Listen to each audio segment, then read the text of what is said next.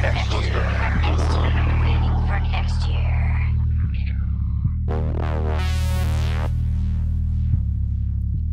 everybody, it's the waitingfornextyear.com podcast. 2 podcasts in one day thanks to the Cleveland Browns on the other end of the line. Dave Sterling, how's it going, man? You told me we were going to talk about my Cavs article that I did today. Right, well, and I was joking with Ben Axelrod, because he recorded a podcast with Bud Shaw today and posted it probably at 2:30 or 3 o'clock. And I was like, don't you just hate it when you do something and you spend time working on something only to have it completely irrelevant in 2 hours? At least my Cavs thing is evergreen. But yeah, I was unusually kind of off the grid when my phone started to beep quite a bit. So no one cares, but my parents are having their 50th wedding anniversary this year. I'm sitting there with my siblings discussing what plans we should make, what we should do, and I'm trying to earnestly pay attention to this subject, and then I'm like, but I have to respond to these people, and there are several people I need to be texting right now. So could you believe that it would ever happen? Because I'd convinced myself that it wasn't going to happen. I even wrote the first draft of an article saying that John Dorsey is not a guy who needs a move like this because he's John Dorsey and he thinks he can draft these guys whenever he feels like it, probably. Right. I had basically wanted to will it into existence like the rest of Cleveland sports Twitter today. And so the more I had kind of heard about it, and I had wanted it to happen since the footage last year of Baker Mayfield working out with all those guys. And I'm like, wait a minute. I had totally forgotten about that. Those are all Browns players except for Odell Beckham Jr. What is he doing there? And now, it all makes sense. Yeah, so the Browns get arguably one of the top receiver in the NFL. Certainly top 5 receiver in the NFL. They're spending $1 billion on the position of receiver on their team, which everything feels okay when Baker Mayfield's on a rookie deal, doesn't it? We absolutely go all in. That's it. Well, what else is there to say? I mean, like you go all in on that. What are you saving for? Right. I mean, the math is simple to me, and I hate to see Jabril Peppers go. I thought he was really coming into his own. Safety is an easier position to find. But to me, if you could guarantee that you could take a player and you would trade with, I don't even know who's at the top of the draft, Arizona. If you could say, we'll give you our second, third round pick. We'll give you 95 and 17 for pick number 1. First of all, they'd never do that. Second of all, you wouldn't get a receiver as good as Odell Beckham, it's not an Antonio Brown situation where he's 30 either. So I'm saying the math just works out. Like if you can get that player with your first round pick this year, then it's a no-brainer. I was just shocked that they were willing to do it right after trading for Jarvis Landry and giving him a gigantic contract. Yeah. And I mean, I guess it doesn't really matter, but in my brain, that was the logical thing that didn't make sense. Like that was the logic path where I was like, all these things don't make sense. Like number one, I was listening to Zach Jackson when he said, if the Odell Beckham Jr. trade was going to happen, it would have happened last year, not when the Giants are going to have all this dead money on the cap. I think the Giants have like $33 million in dead money. It's almost as much as the Browns had to pay like departed coaches. I just never put all the pieces together in a way where it made sense to me that the Giants would actually trade away their best player for draft capital and then pay huge amounts of cap money, or have basically dead seasons of cap money for the right. Yeah, and to Yeah, and again, that's where you're so happy to see that happen in Pittsburgh currently. But why it doesn't make any sense unless they were getting some sort of ultimatum that didn't go public from Beckham behind the scenes. Antonio Brown made his stuff very, very public. Maybe Odell Beckham had done something similar but kept it in-house. Yeah, 100%. But yeah, it's one of the, so Kevin Clark from, I don't know if you listened to the Ringer NFL show, but his tweet was, NFL teams absolutely love taking huge dead money cap hits in order to give away their best player. They love it. Can't get enough. It's a copycat league, and this is the blueprint. Screw up your cap and take 25 cents on the dollar for your best player. Right. And I mean, I understand more of where the Steelers are coming from because Antonio Brown really did kind of force his way out, but we hadn't really heard that. I mean, Beckham obviously has attitude and certainly is not the easiest guy in the world to have on your team, I'm guessing, based on everything we've heard and seen. But he didn't go full Antonio Brown. No, he did not. You never heard anything from him. He never trashed Eli Manning. He never trashed Saquon Barkley or anything like that. He played when he could play, and when he got hurt, he got hurt. But yeah, he did not go crazy. The thing that makes this work for me more than anything is Jarvis Landry. Their specific relationship makes this work. Because I don't think you could bring in another big name receiver and have it not piss off Jarvis Landry unless it was his, college buddy and good friend.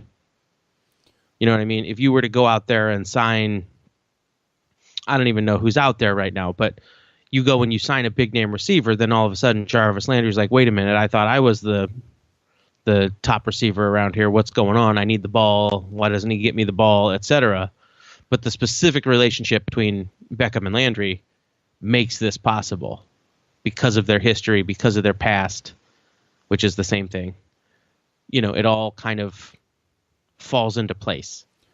Yeah, I think that's a big part of it. At the same time, Landry seems like he got his deal, so it almost doesn't matter what anybody else does. I mean, the rumors now, I don't know if you missed it while you were driving home, but the rumors now, at least reported by Mary Kay Cabot at the moment, is that in light of this trade, Perriman wants out of his commitment to the 1 year, $4 million deal, which I kind of understand that too. Yeah, I could see that. Things are different now than they were before. I also see them filling different roles. People were killing him, by the way. Well, that makes sense. Imagine that.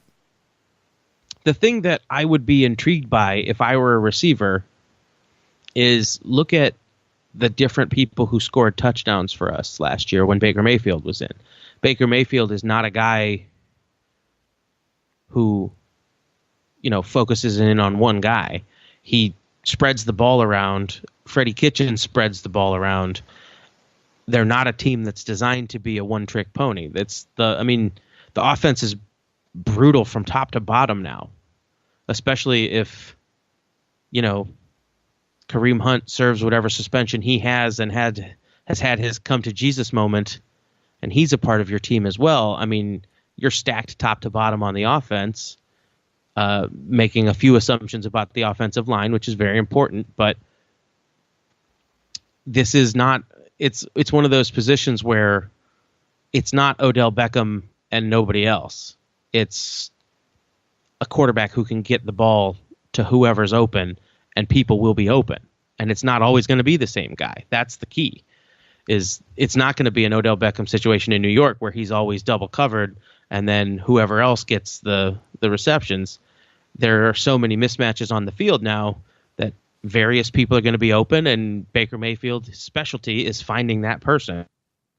Well, so it's like a good fit for a receiver. And suffice to say that Odell Beckham and Jarvis Landry are both going to take a hit in the number of targets. So the fact that they're buddies and they get along and they've got history, I think there's something to your point there, where Odell Beckham might not be willing to give up targets for just anybody or share the load with just anybody. But the other thing that we do know is that stats are for guys on losing teams. Right. When teams are winning and guys are contributing, as long as they're not being benched, it kind of doesn't matter. No, if Odell Beckham and Jarvis Landry each have no catches in the AFC Championship game and we win it, I don't think they're mad. No, it'd be weird, but yeah. You'd wonder how the hell you did it. But, well, and that was the other Hollywood Higgins and Njoku just went off.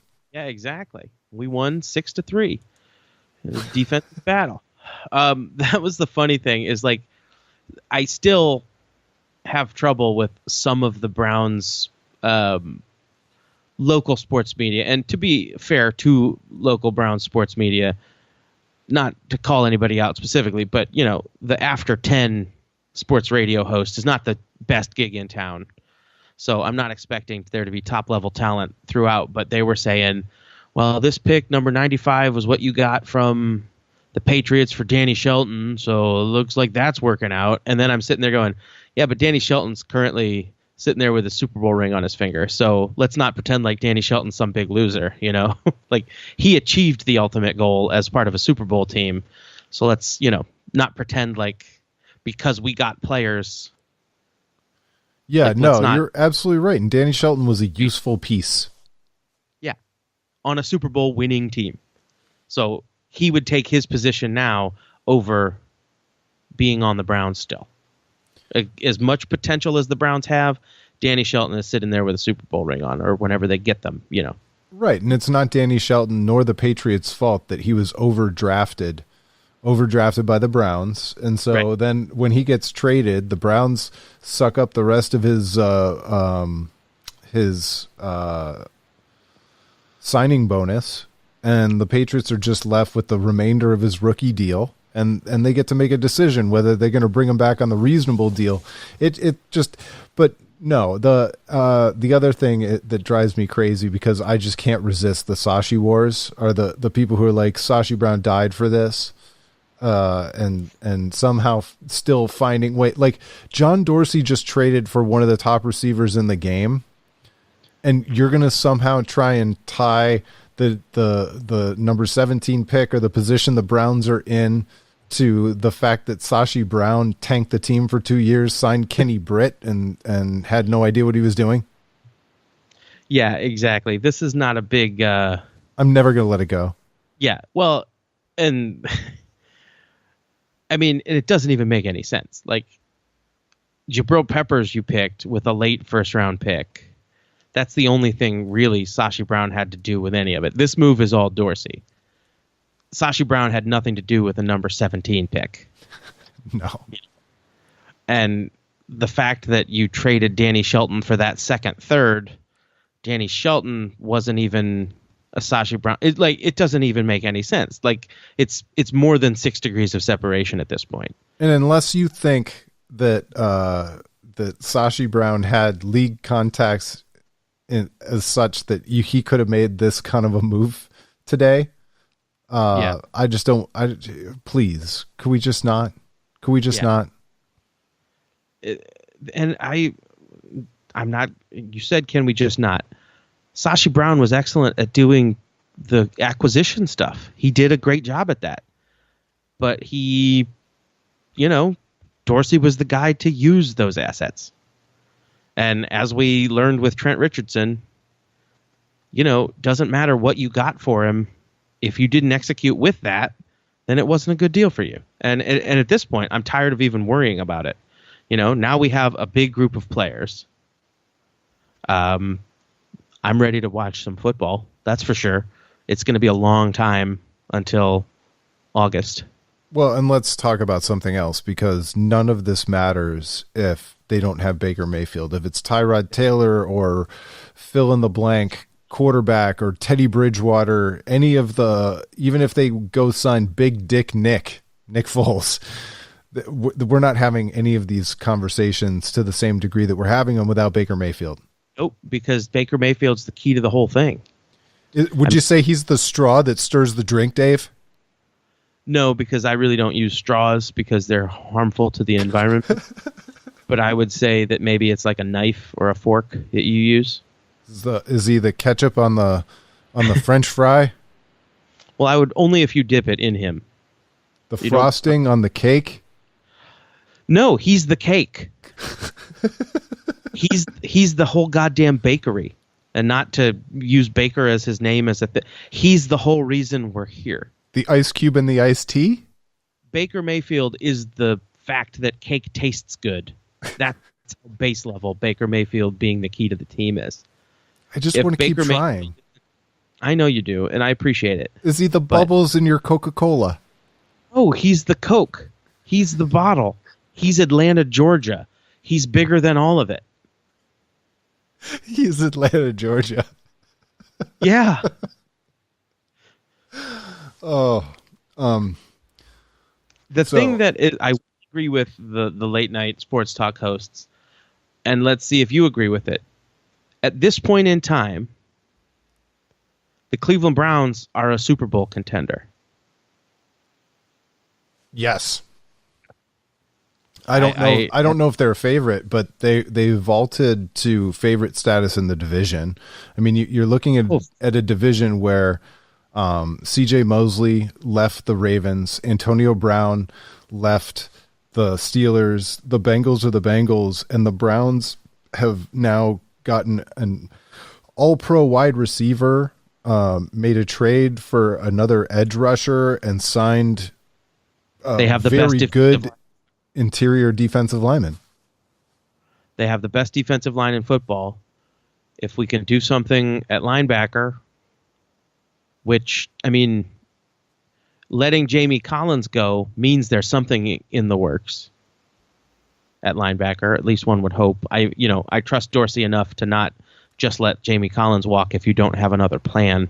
Well, and Earl Thomas is the rumor now that Jabril Peppers is out. Yeah.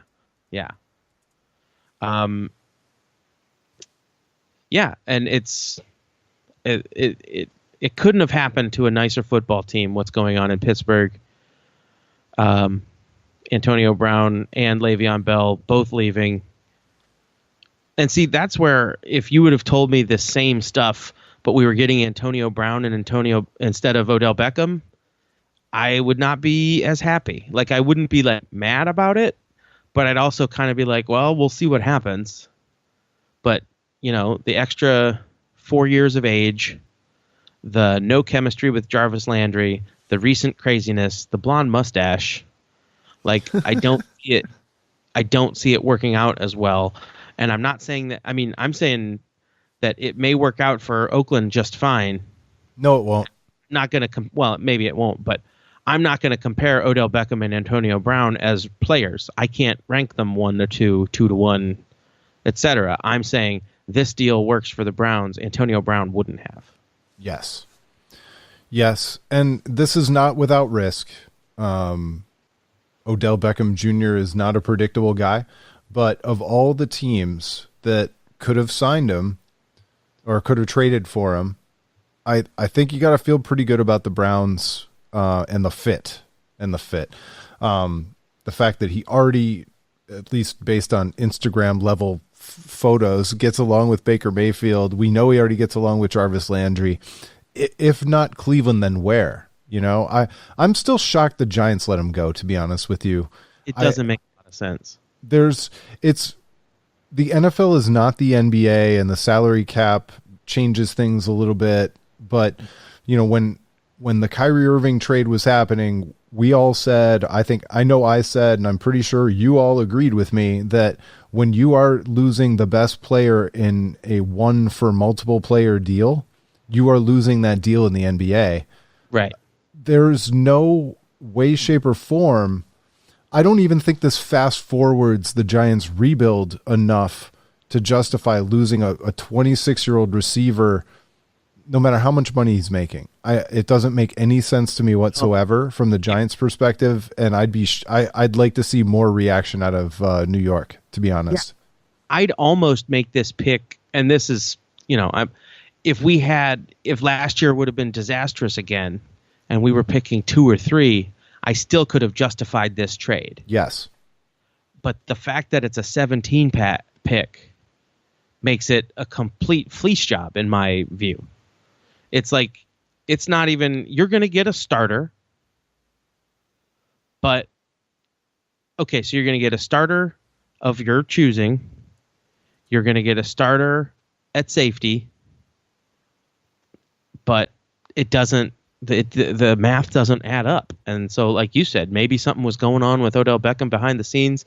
Word is that Pat Shurmur didn't really want Odell Beckham around. He wanted he wants to turn into more of a power running team.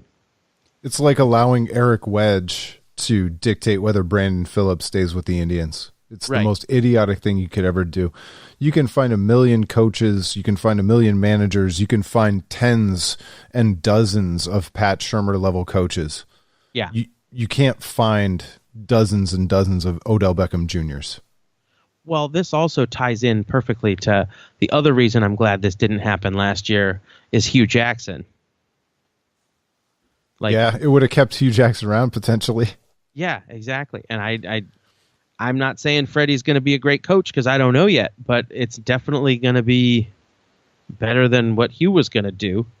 And the funny tweet I saw earlier was, it was a picture of Hugh Jackson. It said, imagine you got fired the year before the Browns became the Avengers. By the way, at the same time, you've got the New York Giants paying Eli Manning. He'll have a cap hit of $23.2 million, and they have $33 million in dead cap space. Whew. Yeah, and Corey Coleman. That's true. They did. That's the real fleecing is they have Corey Coleman now. Oh my goodness. Okay, Adam Schefter is saying that Perriman is now out. He's going to sign with Tampa Bay instead. I wish him well. That's exactly what I would say. It's okay. So the Giants are going to rebuild. They're going to rebuild. Maybe they're going to cut Eli Manning finally. Who knows? Maybe they're going to draft that quarterback and get rid of Eli Manning. Where's the pick? I mean, where's the Giants' first round pick? I don't know. See, that's the thing is I didn't watch anything at the Combine. I wasn't even going to go to the Browns draft party this year because the Browns pick was to be after my bedtime. And now, I was going to wake up in the morning, see who we got, and go, oh, okay, I've never really heard of them because they're a defensive tackle out of Mississippi State or something like that. And I'm like, okay. The Giants were 6, so they're 6-17 now. So they could take their 6-17 and trade up to 1 and get a quarterback. Well, they've got to get that quarterback now after taking a year and drafting Saquon Barkley. As good as he is, he's worthless without a quarterback. Everybody's worthless without a quarterback. Myles Garrett is worthless without a quarterback.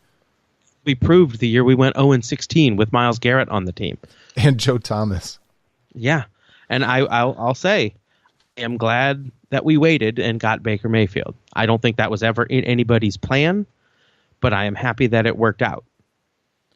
Well, yeah, I mean, certainly it worked out. The idea that any of the other quarterbacks might not have worked, you just never know. You wouldn't want to bet on it.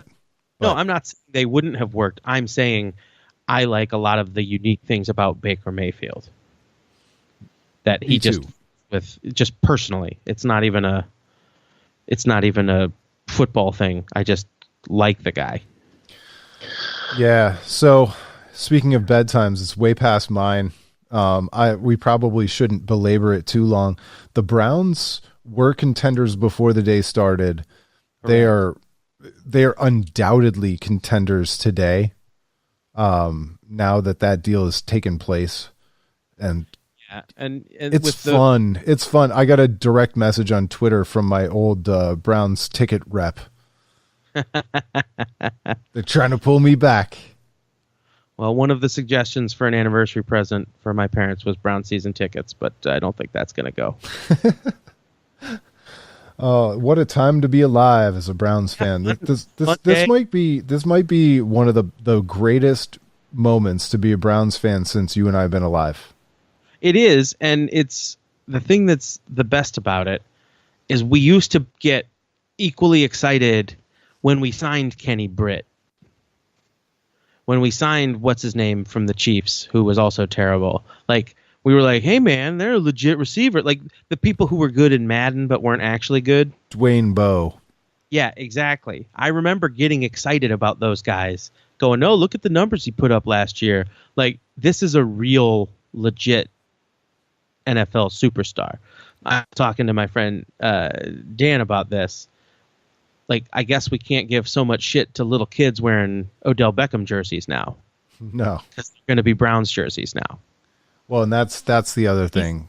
He's the level of player that kids in Ohio wear an Odell Beckham jersey. It's like, now that's going to be a Browns jersey with him and Baker Mayfield. Like, yeah, it's America's team. The national bandwagon is happening. It's coming. Embrace it. Love it. This is the best. Don't be a dick about it. Go, well, you weren't here for the... Nobody wanted to be here for that crap. Yeah, we only were here because we lived here. And that's only because real estate prices were tough for a while. So just enjoy it, and you can have your sense of superiority, but don't push anybody off the bandwagon. Hell yes. Words to live by. Perfect way to finish. Thanks so much for joining me, Dave. It's always a pleasure to talk good Browns news. Now we're going to go try to sleep. Yeah, thanks so much for listening, everybody. We'll talk to you next time. It's been the waitingfornextyear.com podcast.